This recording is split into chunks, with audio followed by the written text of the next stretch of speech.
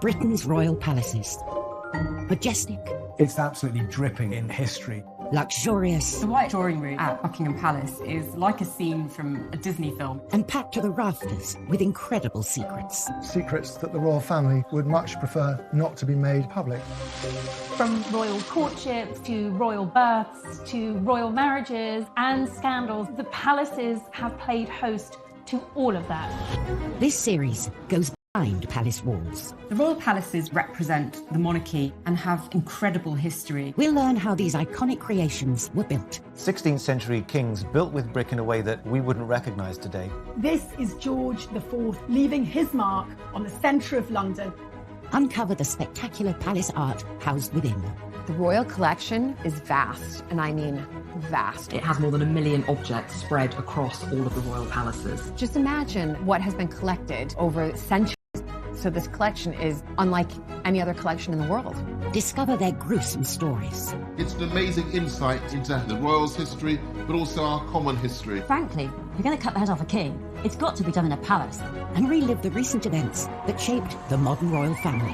The whole case was an absolute fiasco and a huge embarrassment. The Queen was particularly aggrieved that Harry had done it in the way that he had. This is The Secrets of the Royal Palaces.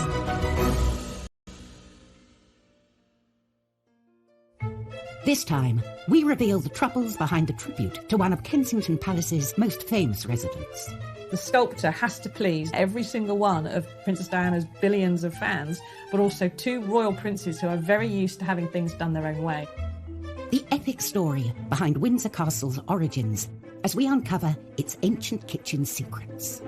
The food that was made there has fed all kinds of illustrious figures from history. We discover hidden treasures inside a palace within a palace. I mean, this dollhouse, you actually wish that you were miniature so you could go live in it. Explore the mysteries of the strange Balmoral Pyramid. We don't really know who made it, where the materials came from. It just seems to have appeared. And reveal the shocking measures taken to protect a queen in palace isolation. If you break this 16th century lockdown, you will be killed on the gallows. The United Kingdom's royal palaces have a unique power to capture the imagination. Palaces are places where big events of state, big moments in our nation's history happen. And I suppose we've all grown up with this idea of castles and fairy tales and palaces, and you want to see inside the palace walls. So when you actually do get to go inside, it's really Kensington Palace and Holyrood. The buildings themselves are amazing. There's no other country which has this incredible catalogue of its history, of this astonishing institution. One royal residence alone attracts 1.65 million visitors a year, the granddaddy of them all, Windsor Castle. While it may not be called a palace, for over 900 years this fortress has been a home from home to Britain's royalty. Windsor Castle is the largest occupied castle on the planet. I think it's just the most astonishing physical edifice, the way it sits in the landscape, the way it rises up the hill. This vast royal home comprises 951 rooms, including 225 bedrooms, and covers some 13 acres. And its look is straight out of a picture book. It's like when you grow up and you dream of castles, you can't help but think of Windsor Castle. Windsor's fairy tale look is thanks to a monarch obsessed with myths and legends, Edward III, who came to the throne in 1327. Edward modelled himself on the once and future King Arthur. We know him as a myth, but to those in the Middle Ages, he was very real. Basically, everyone thought that Windsor had been anciently founded by King Arthur, and Edward tried to capitalise on that by making it the centre of knightlyhood, of chivalry. But Windsor Castle had been neglected by the previous reign and was no Camelot.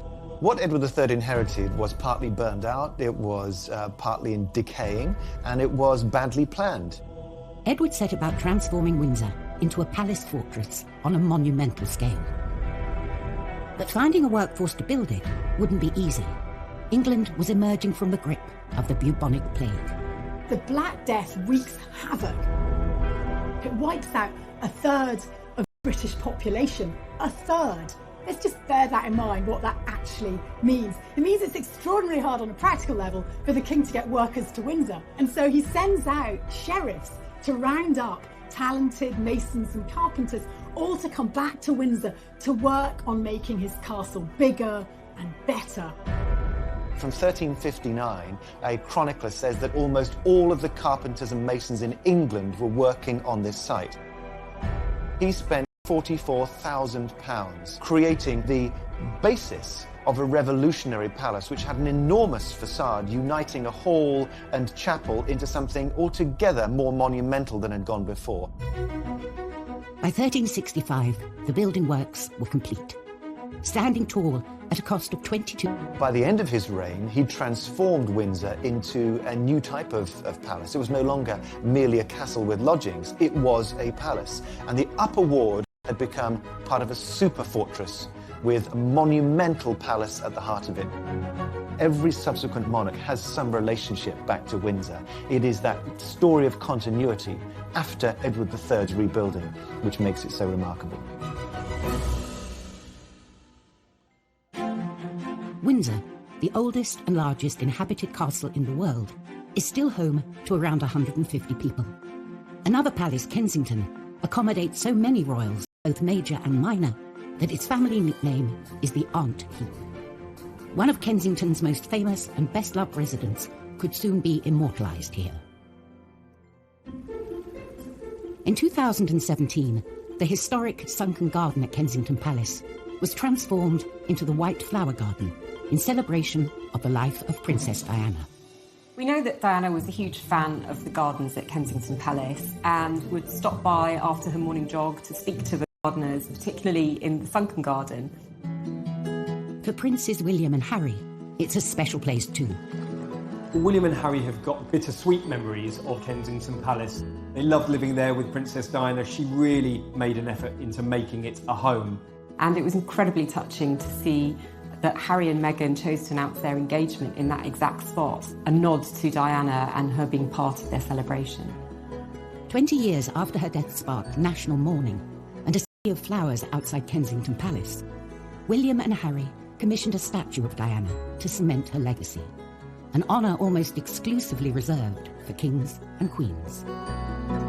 At Kensington Palace, there's a lovely statue of Queen Victoria in her coronation robes, but amazingly enough, it's made in marble by Queen Victoria's daughter, Princess Louise. So if Diana does emerge there as a statue, she'll be in very distinguished company. Creating a fitting tribute to Princess Diana can be tricky to get right, as previous attempts demonstrate.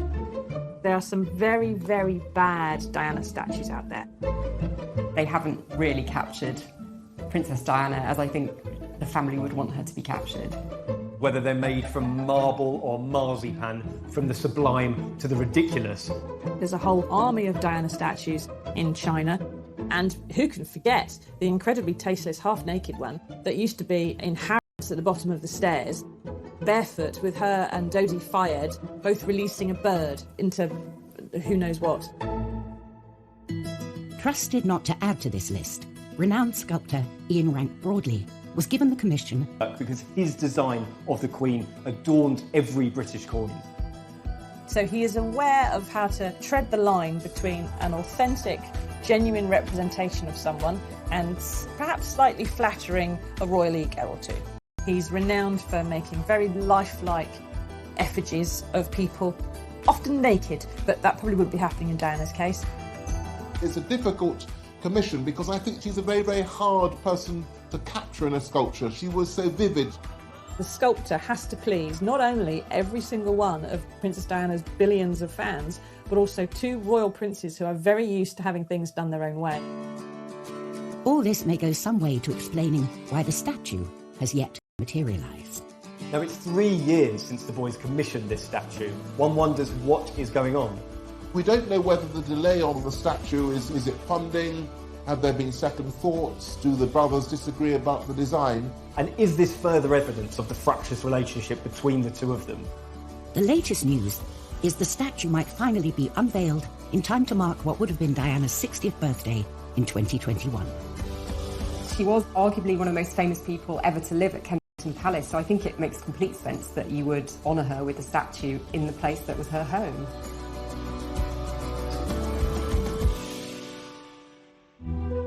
Coming up in Secrets of the Royal Palaces, palace doctors only make things worse for one unfortunate queen. She's sick, she's being treated with hot irons on the forehead, her feet are being baked. It's utterly torturous. And inside the infamous Sandringham Summit, what really happened? They wanted to get as private as possible. They didn't want anything being leaked to the press.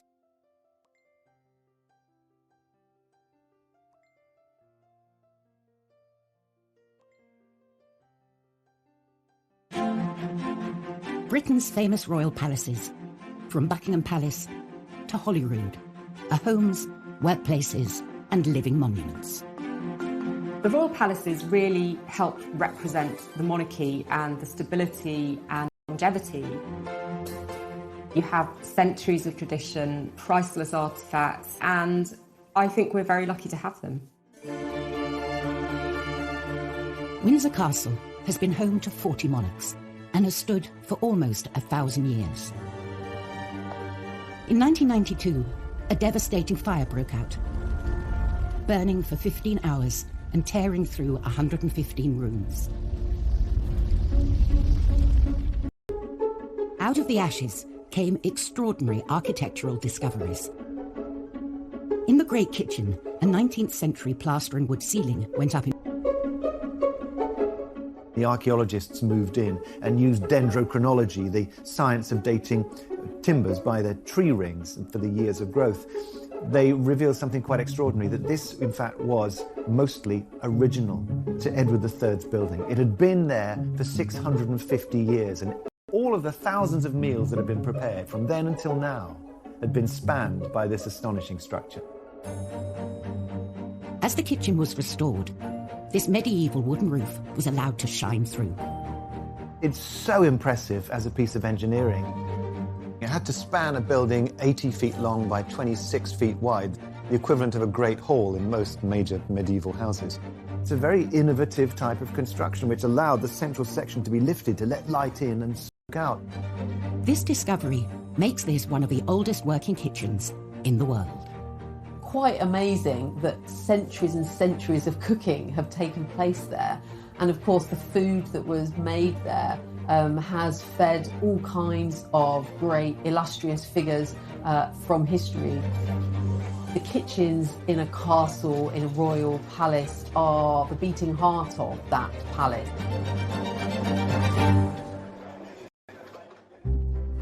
The kitchen itself measures over 2,000 square feet, and throughout history, it's been surrounded by a warren of larders.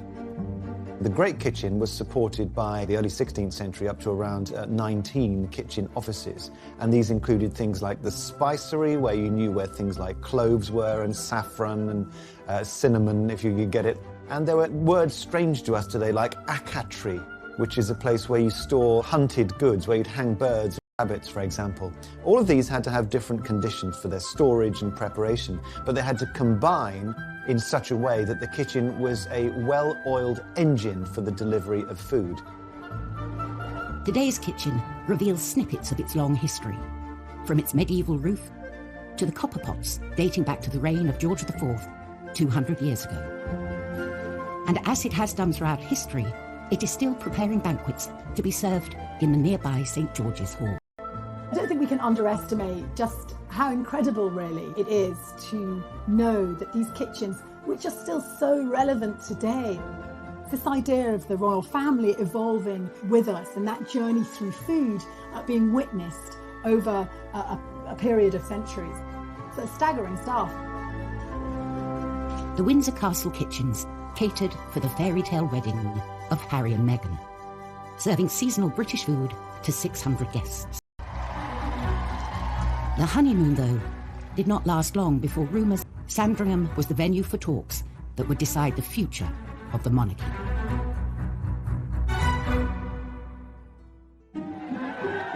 Christmas at Sandringham, the Queen's winter residence, is a royal tradition. But in 2019, Harry and Meghan spent the holidays abroad. If you received an invitation from the Queen to come for Christmas, you just don't turn it down. It's accepted that, of course, you will go. All of these rumblings of discontent in the press suddenly seem to be given some credence by the fact that the couple weren't there for Christmas. 2 weeks later, Harry and Meghan released a statement that shocked the family and the world. They were to step back from their royal duties. They basically held a gun to the Queen's head. It really did threaten the very fabric of the monarchy. This was an extraordinary move, unprecedented in the Queen's reign. We very rarely get an insight into the Queen's personal feelings about anything, and yet there were briefings explaining that the Queen felt hurt and upset. They wanted to try and present a united front, and that united front was crumbling faster than the Berlin Wall. The Queen summoned the family. The Sandringham summit was set for the 13th of January. The world's press assembled. The Queen is known for being a cool and a calm head in a crisis, and I think certainly by holding the meeting at Sandringham, it was very much on her terms. The Sandringham summit was the Queen acting as grandmother first of all, and Queen second, I think, trying to bang their heads together and sort it out. There was a notable absentee. One person who wasn't in the room was Prince Philip, with a lot of people suggesting that he wasn't there because he was so angry that Harry had threatened the fabric of the family. He saw it as a dereliction of duty. Harry was a favourite of his. They had a very deep bond between them. He had taken Harry under his wing after Diana had been killed. Meghan was also conspicuous in her absence. She was in Canada and scheduled to dial in. But then certain aides started saying that there may have been a problem with the Wi-Fi in that particular room, which sounded like the perfect excuse for her not being on the call. Apparently, she did speak to Harry several times during the day, but she didn't take direct part in the meeting. The Queen wanted absolute privacy and chose the secluded Long Library, the location of her first televised Christmas address. Only a handful of key right-hand men and women. In fact, Harry had 2 private secretaries with him. Household staff, though, were banished. The Queen apparently instructed all of her staff to kind of keep to the other side of the house. They wanted to keep it as private as possible. They didn't want anything being leaked to the press. The summit was scheduled for 2 p.m, in between 2 other key events, lunch and afternoon tea. The Queen was acutely aware that tensions were running high. The Queen always pauses for tea at 5 o'clock, and I think it was probably quite a clever way of making sure that the meeting couldn't actually run over. Nothing stops the Queen from taking tea and her cucumber sandwiches. At last, the stage was set for talks to begin. I think the atmosphere was really quite tense. There had been a lot of discord, frayed tempers, high emotions. The Queen acted as proverbial peacemaker, really. William and Harry weren't speaking to each other. Well, they had to that day. She really was trying to find a way of accommodating what Meghan and Harry wanted. Harry said, well, we want to move to North America, but we want to keep all our charities and patronages and everything going here. And the Queen's senior advisors said, no, you can't have one foot in the royal family and one foot outside the royal family. That is not going to work. You have to decide. And so with some regret, Harry said, well, okay, we'll go then. This was Harry relinquishing his title, his military appointments, quitting the royal family for an independent life. For Harry, it was a bit of a shock because he discovered that it wasn't all going to be on his terms. After only 90 minutes, the summit was over, just in time for tea. And the royal family was forever changed. I know that the Queen was very saddened by the fact that they wanted out and they couldn't make it work to remain within the family. I'm sure William was devastated because he was saying goodbye to his brother, you know, his pal. It must have been utterly devastating. But Harry, I guess, had to do what he had to do. The Sandringham Summit was probably one of the important meetings to have happened in the royal family. In many ways, Prince Harry was setting a precedent for the next generation of royals. If this works, then it may well be a blueprint for Princess Charlotte and Prince Louis and other royal children down the line of succession. In her 68-year tribulations at her palaces, some monarchs, though, have faced altogether more treacherous and deadly threats within them. Kensington Palace, beloved royal home since 1689, hides a guilty secret: the shocking ill-treatment of one of history's unluckiest monarchs. Queen Anne was the last of the Stuart monarchs, and she had a very hard life due to her health, but it was at Kensington Palace where she suffered the greatest at the hands of the doctors who were meant to make her better. Queen Anne suffered from obesity and gout, and was often unkindly described as homely by the court. Her husband, George, Prince of Denmark, was rather drunk, a bit of a bore, but he was quite a good husband. But the problem was that they simply couldn't have a child between them. She was pregnant at least 17 times and had many miscarriages, many stillbirths, many children who lived only a few hours after birth. Had Anne had one living child, I think she'd have gone down as a successful queen who was tormented by bad health. On the morning of 30th of July 1714, Anne was taken very ill. Her doctors say that her gout has travelled up from her leg, up into her nerves and into her brain. So they get these hot irons and they put these hot irons on her forehead, and they get these hot cups and they put them on the thigh to try and get rid of the gout. And they give her this really disgusting concoction to try and make her sick. It's utterly torturous. And she drifted off into death with no help from these doctors who should have been keeping her comfortable, looking after her. And one of her doctors, Dr. John Arbuthnot, said that he thought that no weary traveller could have wanted to rest more than she could, because she was simply exhausted by all her ill health.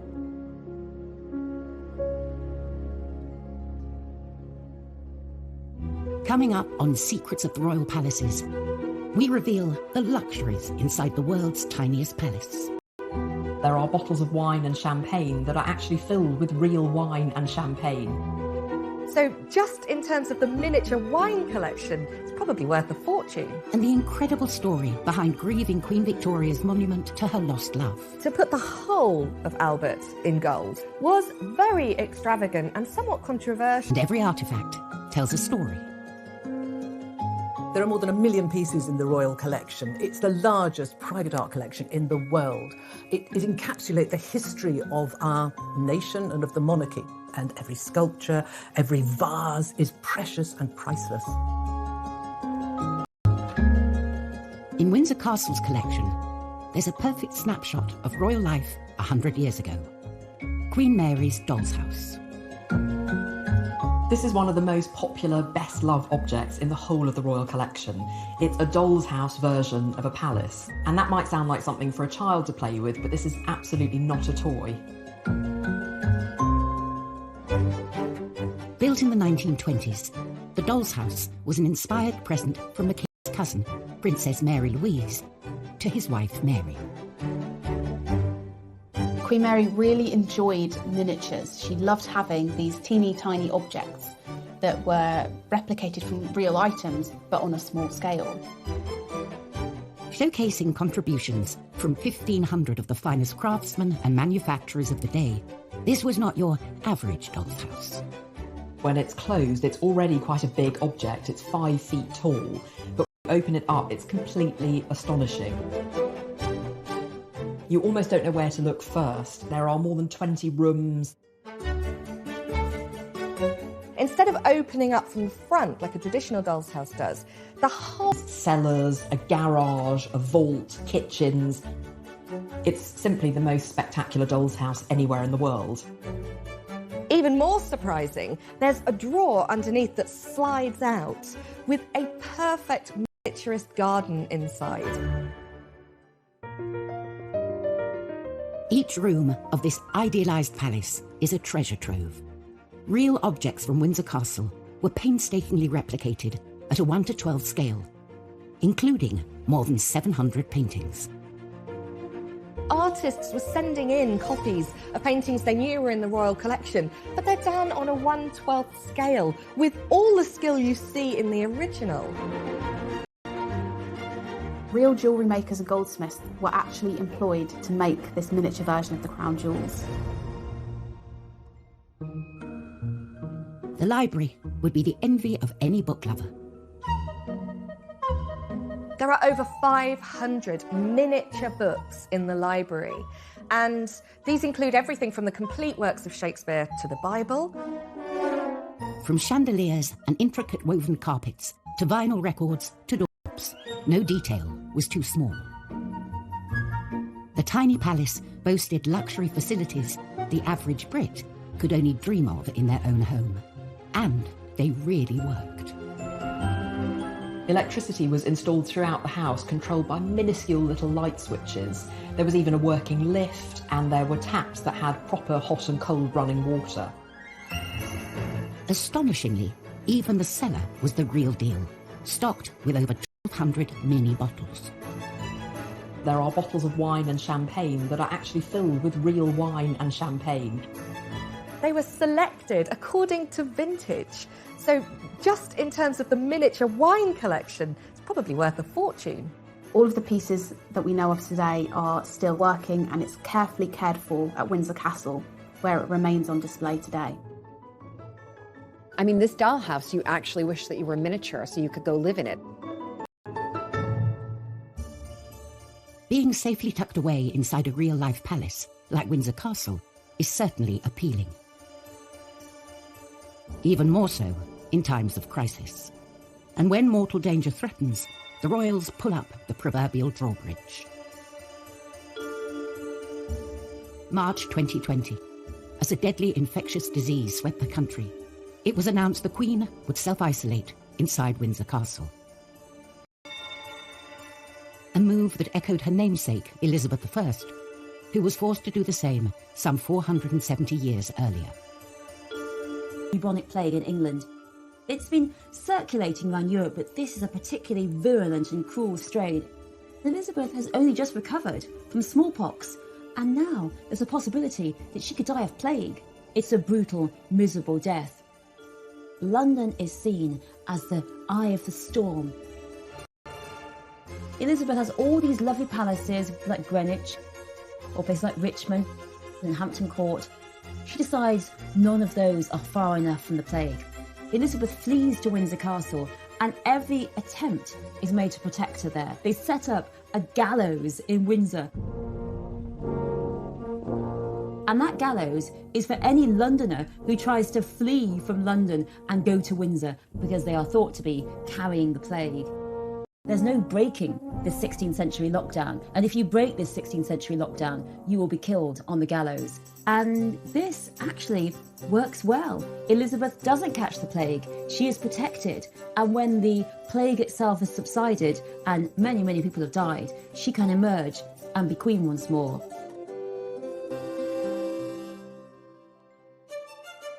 One famous monarch who lived and entertained at Windsor Castle was Queen Victoria. In 1861, her beloved Prince Albert died here and was buried in a specially built mausoleum. It was not Victoria's only memorial to him. A stone's throw from Kensington Palace, Victoria's childhood home, is a gleaming golden giant. It's very bright and golden and slightly gaudy. A monument to Victoria's love for her lost husband. The Albert Memorial is Britain's Taj Mahal. In the autumn of 1861, Prince Albert was diagnosed with typhoid, and he died just a few days later. He was only 42, and of course Victoria was completely devastated. Thought soon turned to providing a suitable tribute for Albert. Apparently, Prince Albert left instructions that there should be no memorials to him whatsoever. So Queen Victoria obviously ignored that. Would be far from humble. The Queen gave the commission to star architect of the day, George Gilbert Scott. George Gilbert Scott was a pioneer of the neo-Gothic movement. It was a really radical period of architecture and art. looking to the medieval past, to vaults and arches and those sorts of colours and sensations that you get inside a great cathedral. And his vision for Albert's memorial spared no expense. His plan was to build a sort of, and it would have these enormous granite steps leading up to a massive oversized sculpture of Prince Albert. This vision did not come cheap, and a major chunk of Scott's budget went on some serious bling. With all the sculptures, you might see gold gilding used on the face, but to put the whole of Albert in gold, to have him completely gilded, was very extravagant and somewhat controversial, but Victoria loved it. Everything about the memorial coming together was supposed to show Albert as cultured, as visionary. He's sat there holding the plans to the 1851 Great Exhibition, which he himself helped to organise and put together. The memorial would be surrounded by imposing sculptures, celebrating his passion for the British industrial age and the rapid expansion of empire. On each corner, you have the 4 continents. You have Asia, Europe, America, Africa. Then you have monuments to really the things that Britain were founded upon: manufacturing, commerce, agriculture, and engineering. One of the most interesting things I think about the memorial is actually what lies underneath. There are 868 brick arches, which look like a sort of catacomb in a honeycomb shape. It's a complete feat of engineering, and it supports this enormous set of granite steps above. The Albert Memorial took 10 years to complete and was finally unveiled in 1872, coming in at the eye-popping cost of £120,000, around £14 million today, paid for by the government and public fundraising. It's a really hugely ambitious memorial. It's about a vision outwards and forwards. But I love the fact that it's also, on another level, a really intimate gesture of the deep love and the lovesickness of Victoria after Albert's death. Still to come on Secrets of the Royal Palaces, the other Albert Memorial, we discover the mysterious Balmoral Pyramid. It is really not what you would expect to see in the middle of the Scottish Highlands. And we reveal the secret structures of the chapel at Windsor Castle. There are no mistakes in this building. There's absolute refinement in the way that the bases of the columns produce shafts that rise through the architecture, around the vaults, and then back again. A stone pyramid, so strange and so puzzling, it still raises questions today. The mystery of the Balmoral Pyramid actually runs even deeper. We don't really know who made it, where the materials came from, when it was constructed exactly. It just seems to have appeared.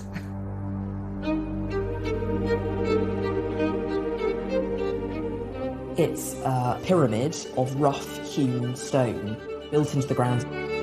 It's completely unembellished. It looks ancient and it has a kind of solemnity, quietness about it. Totally different from the Albert Memorial in Kensington Gardens.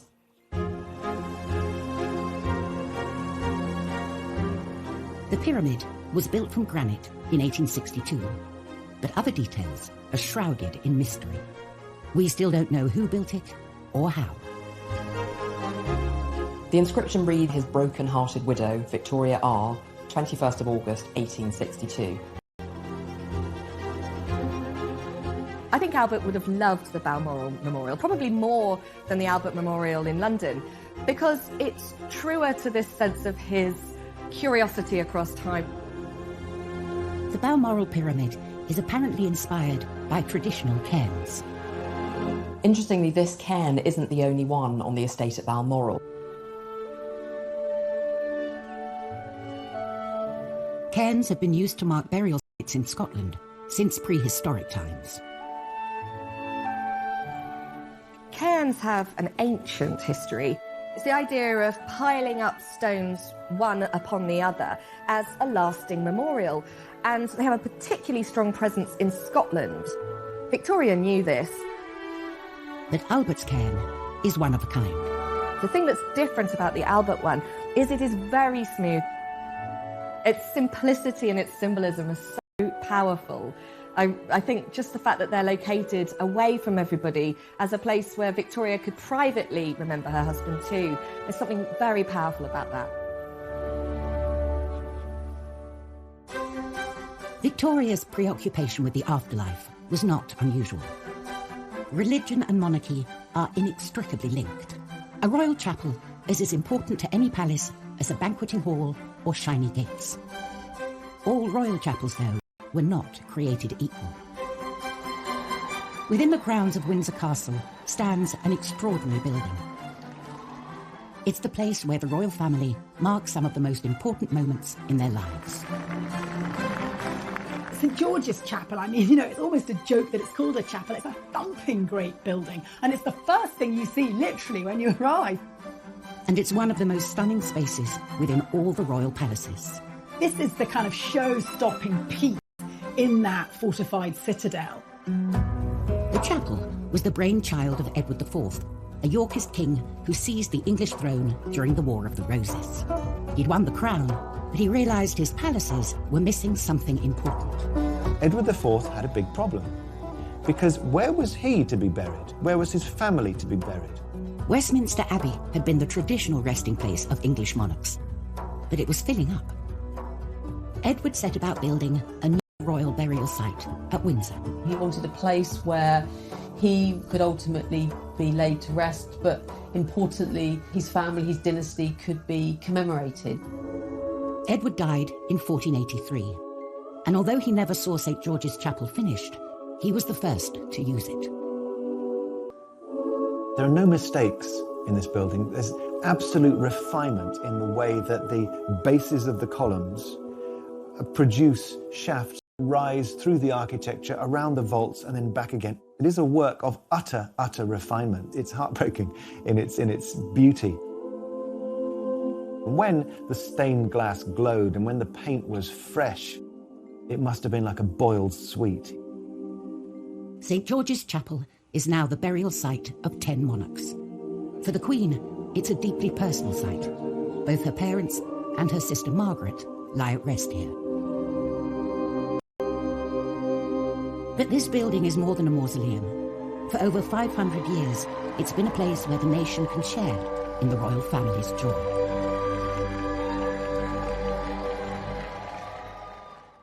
Next time, an undercover journalist infiltrates Buckingham Palace. He even served the Queen and the Duke of Edinburgh their breakfast. Royal emotions run high in a family feud over Sandringham. The Queen Mother was horrified that a house that she loved might be threatened with demolition. And we uncover Windsor's own Da Vinci Code. Can you imagine the changes that might have come about had we discovered them? From history. We discover hidden treasures inside a palace within a palace. I mean, this dollhouse, you actually wish that you were miniature so you could go live in it. Explore the mysteries of the strange Balmoral Pyramid. We don't really know who made it, where the materials came from. It just seems to have appeared. And reveal the shocking measures taken to protect a queen in palace isolation. If you break this 16th century lockdown, you will be killed on the gallows. The United Kingdom's royal palaces have a unique power to capture the imagination. Palaces are places where big events of state, big moments in our nation's history happen. And I suppose we've all grown up with this idea of castles and fairy tales and palaces, and you want to see inside the palace walls. So when you actually do get to go inside, it's really... Kensington Palace and Holyrood. The buildings themselves are amazing.